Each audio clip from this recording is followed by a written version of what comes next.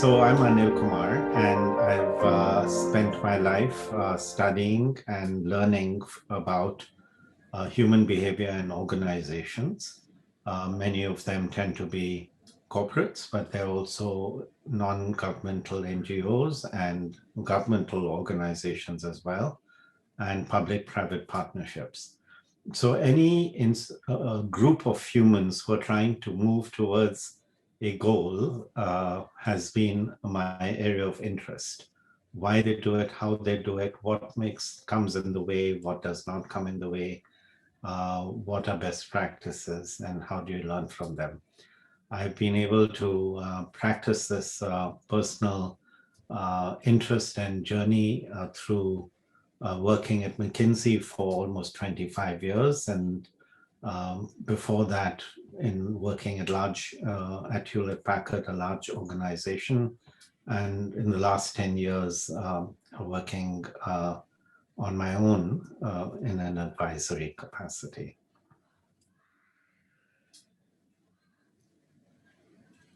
What do you think about the concept of this book, sir, The Spiritual CEO? With your background and experience, do you see a need for it? Yes, absolutely. I think the whole notion of what does an organization exist for? What is its purpose? What who are its stakeholders? What is its objective function?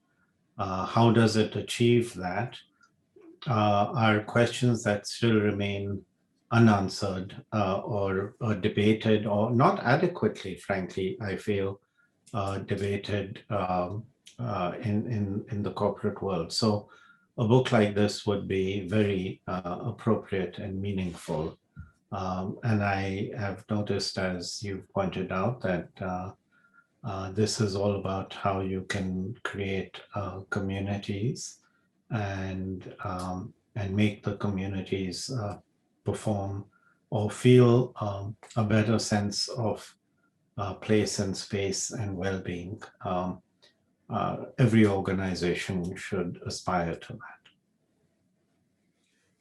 So in my own experience, when I started writing this book, of course, the inspiration has been there for 20, 25 years in interactions with various boards, CEOs, part of my coaching and consulting work, that everyone seems to want to find a purpose which is just beyond the financials.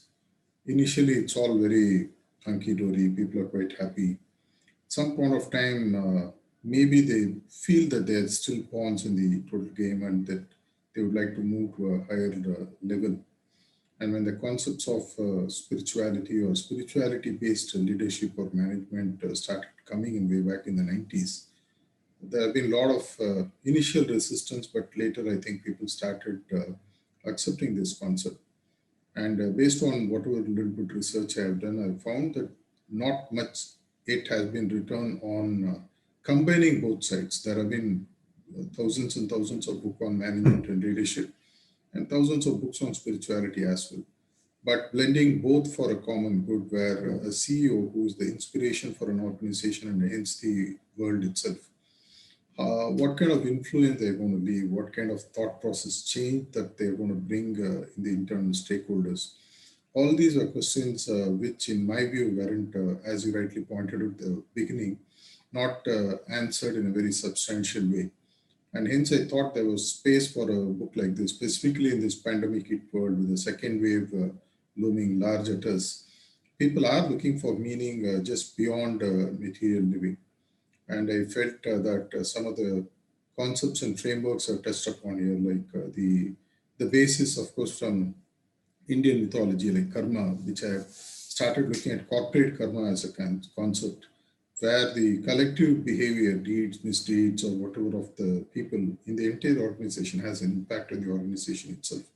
This is something, though I haven't scientifically captured in my work in the last 3 decades, I have been a very close witness to many of these journeys where successful companies don't seem to have anything great with them, but that seem to be something going right for them. And great companies who have great products, which if you look at Apple or others. There have been people who have preceded Apple with much better products. The same is true for Google. The same is true for so many other companies. But yet they seem to hit something which others don't seem to have. And when I looked deeply, I found out that karmic quotient is something that seemed to play a part. And how one handles in Western philosophy, you can call it as cause and effect. Without a cause, there is no effect, as they say. And karma is nothing but a cause and effect that way. What kind of a cause a CEO works towards building will help the effect that he would like to generate. And all these concepts or the points is what formed the basis of my book, which I just thought I will share as a basis for further discussion, sir. Excellent. I think what you need to elaborate on is what does being spiritual mean? It has very many different meanings to different people. Recently, and there is certainly enough evidence to show that leaders who have a noble purpose that is elevated and beyond the just financial elements tend to be able to create more long-lasting and more sustained companies or organizations. But how that dovetails the whole notion of a noble purpose leader with a spiritual leader is something that I hope your book is able to dwell on. Yes, sir. I have actually jumped in detail in that book. See, spirituality, as you rightly pointed out, has different connotations, different interpretations.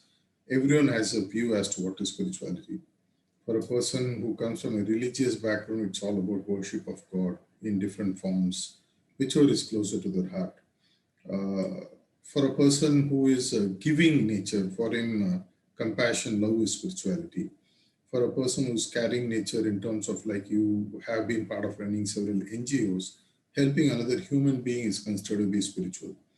Like that, everyone has interpretation. In my interpretation at a very entry level, what I have defined in the book also as spirituality is where my personal organizational vision is in alignment with a global vision, where the personal and organizational vision guarantees peace, happiness, and overall inclusive growth towards my higher purpose. My higher purpose could be different, your higher purpose could be different. Yet, if I am given that free will to operate, ensure peace and happiness is there for everyone involved. That's where spiritual leadership begins. That's where I have started the journey. Of course, there are layers and layers as you go dive deeper into any subject. There'll be multiple layers that start sort of peeling off or coming out. So as one takes a journey here, they'll find that spirituality assumes different meaning. For a person who is, say from Tibet, maybe spirituality means meditation. For a person from India, it could be going to temple. So giving that space and allowing good values to emerge, guiding corporates with ethics, morality, values. And I found that in some of the organizations where I have implemented what I call as a spiritual DNA, we did find that actually the performance was far better than what the management or the board wanted. And it was surprising because people are lesser stressed, people are happier, but they were still producing better results. Like in the case of the country Bhutan, where happiness index is considered to be better than GDP. Maybe the only country which has it in the world. And Amartya Sen has done a lot of work on human index, humanity development index, on which his Nobel Prize was given. Everywhere people are looking at being not used just as money-making machines, and they want to live a life for a higher purpose. And in my view, spirituality is to give that freedom for a purpose, for a person to look at a purpose which is beyond what currently the organization wants, which is nothing but P&L and balance sheet. So your question is really valid one. I hope I have given some insights on that, sir. Yes, I think we've touched on it. One can go much deeper because everyone has a purpose. Yeah. You could then argue that some people have a higher purpose. Some people have a driving purpose, an energizing purpose. But broadly, if all of that can lead towards a noble purpose, Yes, a purpose which I found that a common thread of a noble purpose tends to be service, exactly. service of others Yeah. in whatever fashion.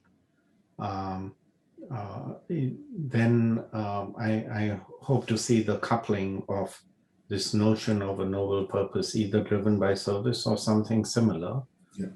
with your comment that being a spiritual leader essentially means it's purpose driven. Exactly. Exactly. Sir.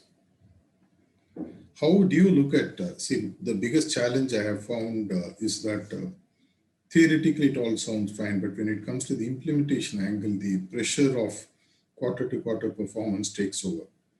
In your experience, how would you look at implementing? I'm very sure you would have also found out in your experience a lot of ways of implementing a value-based management or leadership. What would be your guidance for the people who are watching this show? I think there are two completely different levels.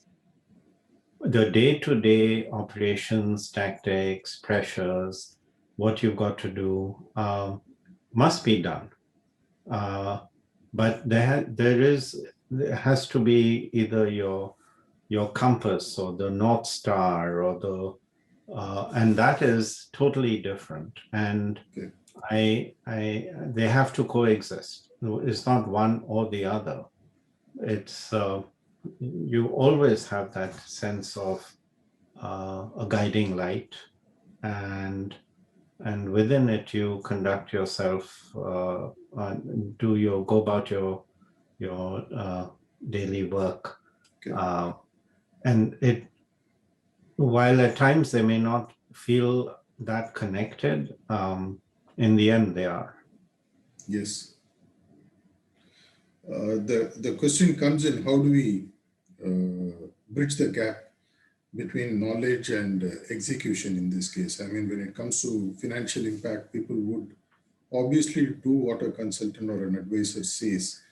But when it comes to imbibing values which are in the longer run beneficial to the organization, many CEOs tend to have a very short approach or a very short timeline approach.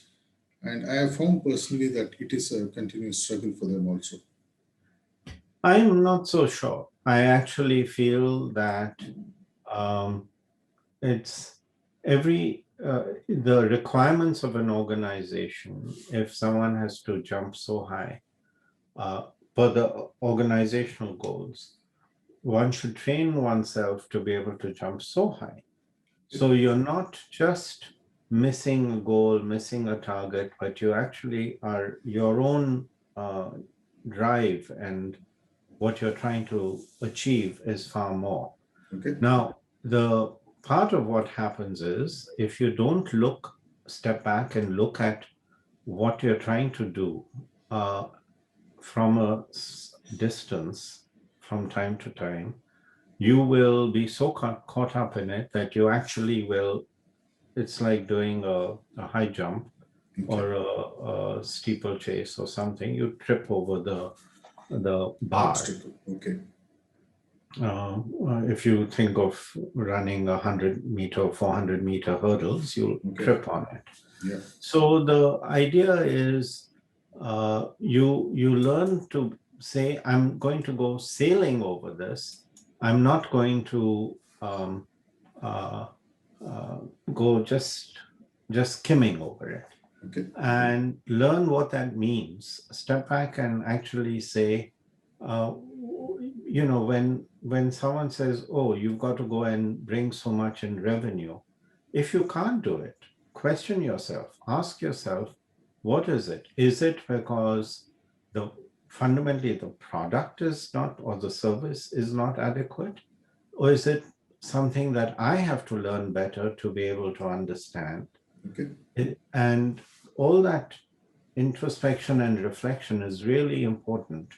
I found too often people who can't generate results tend to feel it's because um, it's too much. It's a stretch goal. They have it's unrealistic. It's unreasonable. They never talk about how do you go make it happen, or not never, but few do, and few actually try and look at this and say, if I have to be able to build, uh, a new factory in 2 years, why is it I can't do it in 14 months, 18 months? What is it that actually takes 2 years? How much pre-planning do I need to do? Who else do I need to co-opt into it? The same with sales. A lot of people tend to complain about revenue generation and sales. Uh, they don't bring around the right dialogue and discussion as to what is coming in the way of being able to achieve those sales. Okay. It's a valid point. We also are in a situation where today humanity is facing a severe crisis, a real crisis, where businesses don't know where to go because the time they just thought they're bouncing back, the second wave has hit them hard, at least in certain parts of the world, not all parts of the world yet. Specifically, countries like India are really reeling under the second wave in a very sad way because many businesses are again forced to partly shut down and they're not able to scale up. GDP is likely to take a hit. In this kind of time, would people turn into something like spiritual thinking, or what is your take? Is it when people are affluent they tend to think, or is it only when they hit they're going to think? No, I think adversity brings around reflection. Okay. I don't know if how much of it is purpose driven, and I'm translating the word spiritual to say purpose driven. Okay. Noble purpose driven, selfless purpose driven, beyond yourself. But adversity causes some of that reflection. I don't know how quickly people will go back to forgetting about it.